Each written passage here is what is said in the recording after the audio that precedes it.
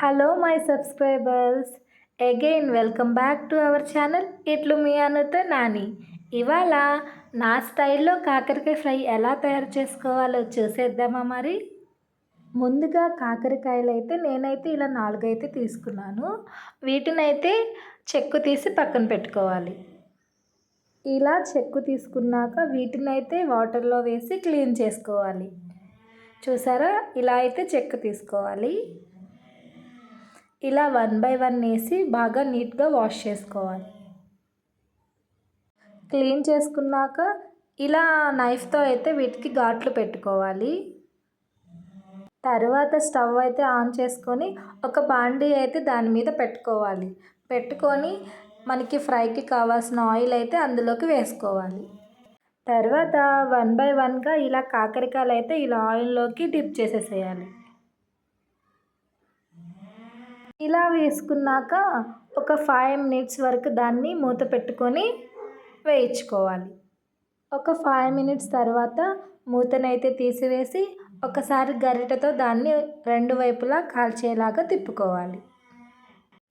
ఇలా ఒకసారి గరిటెతో తిప్పాక దీనికి కొంచెం అయితే సాల్ట్ అయితే యాడ్ చేసుకోవాలి. తర్వాత ఇంకో 5 మినిట్స్ అయితే ఇలా మూత పెట్టుకొని వేయించుకోవాలి. తర్వాత ఇంకొకసారి కూడా ఇలా కలుపుకోవాలి. ఇప్పుడు మనకి కాకరకాయలు అయితే రెడీ అయిపోయాయి.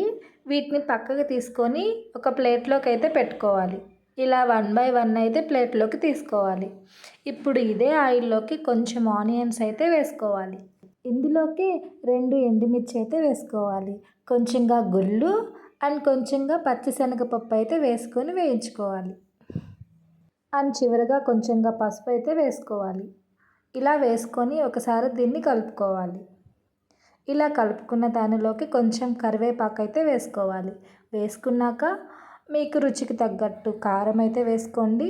నేనైతే 2 టేబుల్ స్పూన్ వేసాను. అలాగే 1 టేబుల్ స్పూన్ కొబ్బరి కారం అయితే వేసాను.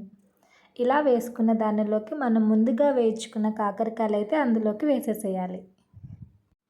ఇలా వేసుకున్నాక దీనినైతే కారం కాకరకాయలు పట్టేలాగా ఒకసారి అండ్ చివరిగా మీకు తగ్గట్టు ఉప్పు అయితే అడ్జస్ట్ చేసుకొని వేసుకోవాలి. చివరిగా ఒక 5 మినిట్స్ వరకు దాన్ని మూత పెట్టుకొని వేయించాలి. చూసారు కదా కాకరకాయ ఫ్రై ఎంత ఈజీగా రెడీ చేసుకోవాలో. దీనిని వేడి వేడి అన్నంలోకి సర్వ్ చేసుకొని తింటే సూపర్గా ఉంటుంది.